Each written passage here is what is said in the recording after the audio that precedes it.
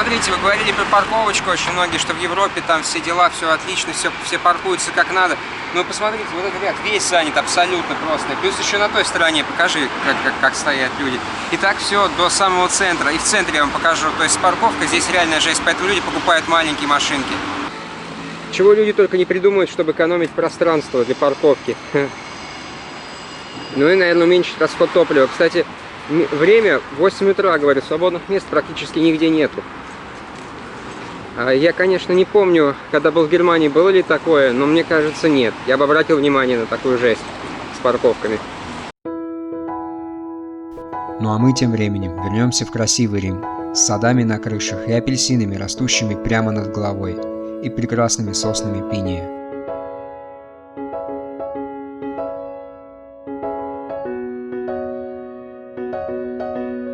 Если вы идете в Ватикан от Марсового поля, то пройти мимо замка Святого Ангела довольно непросто. К замку ведет пешеходный мост Святого Ангела, построенный в 139 году Адрианом.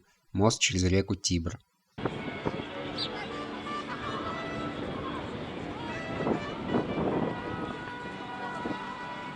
Сам замок Святого Ангела построили в этом же 139 году. Его построил Адриан, как склеп для себя и своей семьи. Там хранились урны с прахом императоров вплоть до Септимия Севера. Позже был перестроен папами как замок для защиты от варваров. Есть легенда, согласно которой папа Григорий Великий увидел, как ангел на крыше вкладывает меч в ножны, что было воспринято им как знамение об окончании свирепствующей тогда чумы, унесшей очень много жизней. Ватикан и собор Святого Петра. Очередь в собор огромная. Я не могу точно сказать, действует ли здесь Рома-пас, проход без очереди, но судя по большому количеству предлагающих, вполне возможно, что действует. Ну что могу рассказать про Ватикан, про это святое место. Во-первых, святое место началось с длинной очереди. Мы стояли в очереди час, и то говорят, что это очень быстро мы прошли. Во-вторых, азиаты, конечно, чуть было там не подрались в очереди. А по поводу самого входа. Вход бесплатный в Ватикан, я имею в виду в саму церковь. И подняться на купол стоит на лестнице 8 евро, а на лифте 10 евро. Но работает он до 5 по лестнице, поэтому мы не успели подняться. До 6 работает лифт. Собор Святого Петра возник на месте садов цирка Нерона. Первая базилика на этом месте была построена в 326 году Константином, над могилой, которая считалась местом захоронения апостола Святого Петра. Святой Петр был распят вниз головой. Последнее – это его собственное желание. Этим он хотел сказать, что недостоин такой же смерти, как его учитель. Это случилось во время гонений в 66 году нашей эры адептов молодой религии христианства императором Нероном. Он их обвинял в поджоге, приведшем к великому пожару. Необходимо отметить, нет доказательств, что могила принадлежит именно Петру, кроме того, что она была почитаемой в Древнем Риме. Часть историков считает, что она не его, и святой Петр вообще не был в Риме. Базилику перестраивали множество раз. В перестройке участвовали великие гении эпохи Возрождения – Рафаэль Санти и Микеланджело. Считается, что современный вид собор принял в 17 веке. Высота собора – 137 метров. Не могу сказать, что убранство поразило меня больше Исаакиевского собора, но дух истории и события, происходившие здесь, захватывают дух. Также здесь находится захоронение понтификов.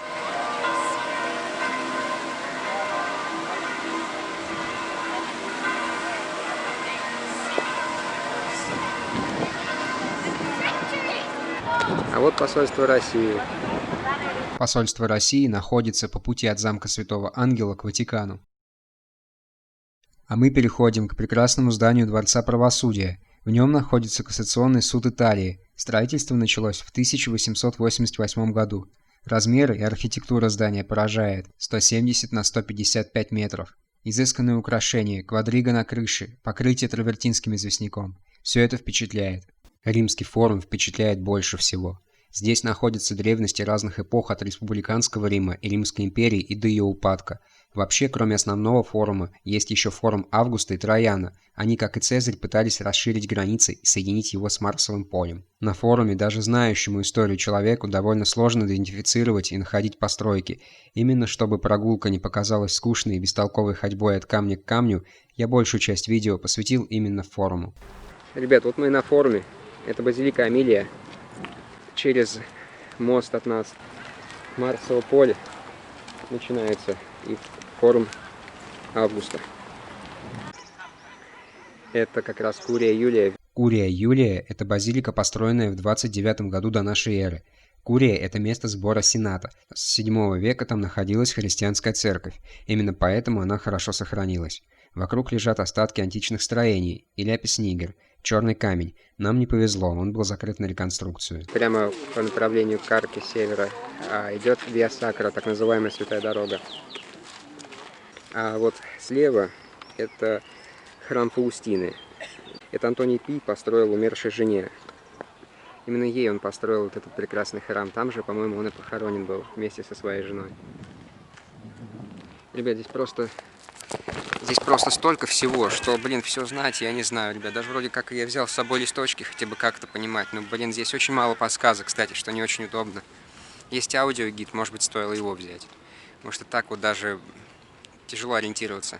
Так, ребята, это базилика Юлия. Ее начали строить в 54 году до нашей эры. На месте базилика Симпрония. Начал строить ее Юлий Цезарь. Закончил, по-моему, Август, если не ошибаюсь. Базилика Юлия, внушающих размеров, 100 на 50 метров, и построена в 44 году до нашей эры. Базилики в Древнем Риме – это специальные общественные пространства, в которых решались определенные вопросы, собирались люди для обсуждения проблем, а также проводились мероприятия. Вот эти остатки – это остатки храма Юлия Цезаря. На этом месте он был убит и сожжен. Точнее, его тело было сожжено. Этот храм начали строить через 2 года после убийства Цезаря. А императором Августом и закончена она была 29 год до нашей эры. Так, ребята, насколько я понял из своих листочков, это склады Агриппы, продовольственные склады Рима. Это примерно 33 год до нашей эры. Смотрите, какая здесь красота. А кто-то вот живет вот в этих домах с видом на Римский форум, между прочим. Так, здание храма Сатурна, которое было построено в 489 году до нашей эры. От него осталось 6 колонн, я вам сейчас покажу спереди. Это было здание казначейства и налоговой, вот его остаточки. Храм Сатурна, вид спереди. У входа стоит золотой мильный камень, показывавший расстояние до римских провинций от сердца Римской империи. Это Волканал, а это так называемый пуп города, Umbilicus Urbis. По древнегреческому концепту здесь был разлом между подземным миром и миром живых, грубо говоря. Храм Сатурна. И арка Септимия Севера.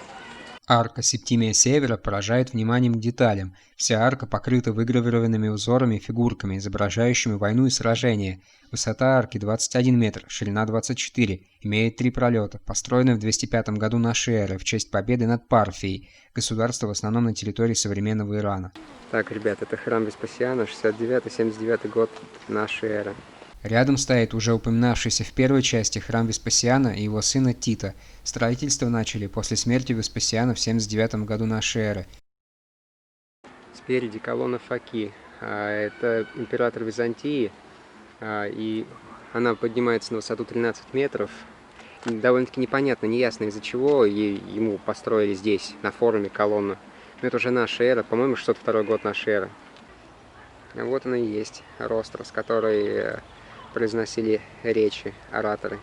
Ростра – трибуна ораторов в Древнем Риме. Называлась так из-за того, что была украшена носами захваченных вражеских кораблей в 338 году до нашей эры. Первая ростра находилась недалеко и была построена аж в 500 году до нашей эры.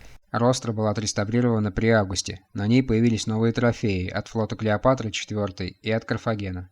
Храм Диоскуров – одно из самых древних строений форума, наряду с храмом Сатурна, построено в 484 году до нашей эры. Рядом находится источник Ютурны. Вода из источника считалась целебной. Источник Ютурны и храм Диоскуров составляли единое целое.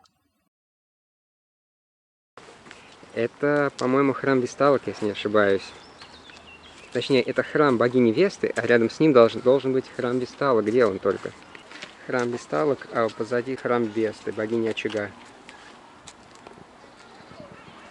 А вон, кстати, палатин. Вот с него как раз уже люди стоят, смотрят на форум. Это так называемый атриум и дом Весталок. Храм Весты, богини домашнего очага, составлял с домом Весталок единый комплекс. Построен примерно в VII веке до нашей эры. Задачей Весталки, жрицы, было поддержание священного огня. Если угасал священный огонь, жрицу, допустившую это, серьезно наказывали, так как это считалось дурным знаком. Вокруг храма сохранились статуи верховных жриц Весты. Быть весталкой в Древнем Риме было одновременно сложное и почетное бремя. Почитайте про весталок на Википедии, очень познавательно. Как ни странно, но институт весталок просуществовал почти до 400 года нашей эры. Возможно, даже это статуя жрицы Весты, так называемой весталки. Базилика Маскенция – самое высокое сооружение, построенное на римском форуме императором Маскенцием в 312 году нашей эры. 39 метров в высоту. Сравните с людьми. Видно, что она здоровая реально. Арка Тита, построенная после его смерти в 82 году нашей эры в честь победы над Иерусалимом.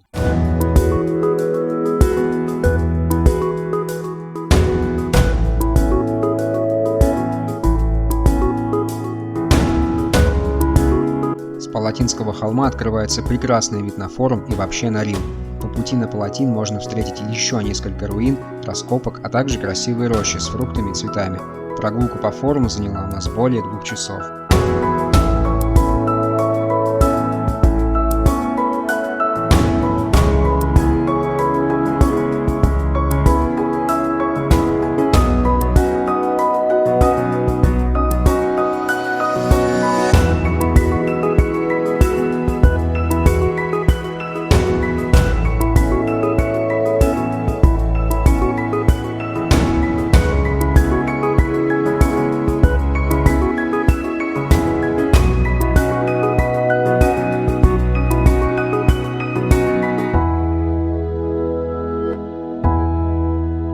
Это панорамный вид на римский форум, в принципе, на Рим с Палатинского холма. Вот он вид на весь римский форум.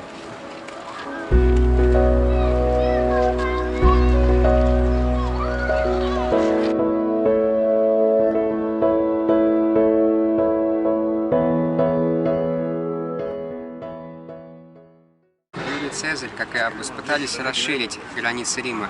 Они пытались выйти за пределы форума, соединить Марсовое поле и форум. Вот, соответственно, вот за ним форум, знаменитый форум Августа. Через дорогу от Римского форума находится форум Августа. Посередине стоят руины с колоннами. Это храм, посвященный богу войны Марсу. Храм Марса Мстителя построен во 2 году до нашей эры. Справа от храма Марса Мстителя находится форум Нервы. Он соединял форум Веспасиана и Августа. Чтобы соединить форум с Марсовым полем, сначала был построен форум Августа. Вот он, получается, здесь идет. Вот его план, грубо говоря. За форумом Августа на заднем фоне видно колонну Траяна и форум Траяна. Это форум Траяна. А на заднем плане памятник Виктору Эммануилу, первому королю Италии. Слева вот это памятник Виктору Эммануилу, колонна Траяна спереди. А руины перед нами – это огромный рынок Траяна, размещенный на 5 этажах. Мы выехали с квартиры, это был последний день в Риме, сейчас едем во Флоренцию. Вот. Мы живем довольно-таки в хорошем районе, в очень красивом. Вот. Сейчас я вам покажу часть, можно сказать, римского Машмета, где воронежцы меня поймут, что я имею в виду. То есть мы направляемся в Термини, а потом оттуда едем во Флоренцию. Ну, я с Флоренции в Венецию. Что-то уже фоткает там. А вот он пошел, совсем другой Рим.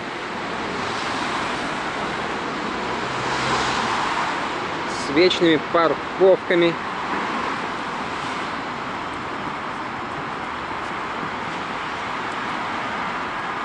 Кучей мусора.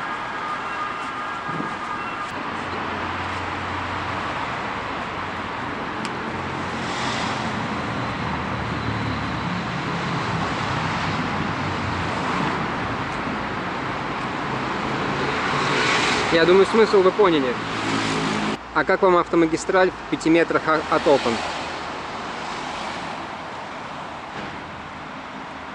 У нас плохо строят, да, автомагистрали тоже рядом проходят часто без звукоизоляции от домов. Здесь тоже вот, особенно вторая, я не знаю, ее видно там, она прям вообще около домов.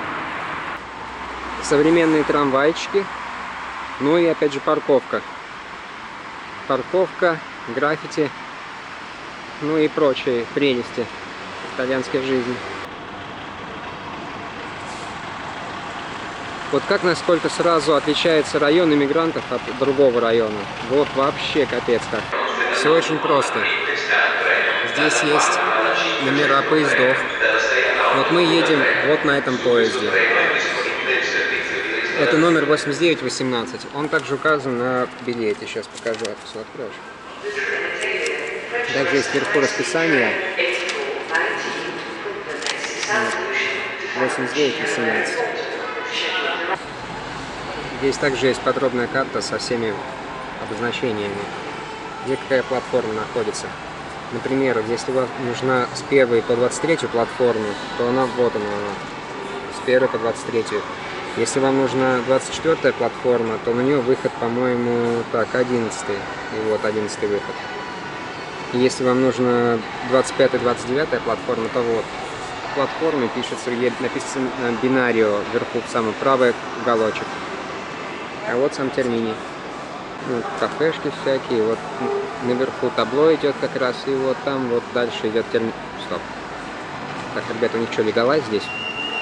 Странно, я первый раз такое вижу. Вот у нас оказалась платформа номер 2.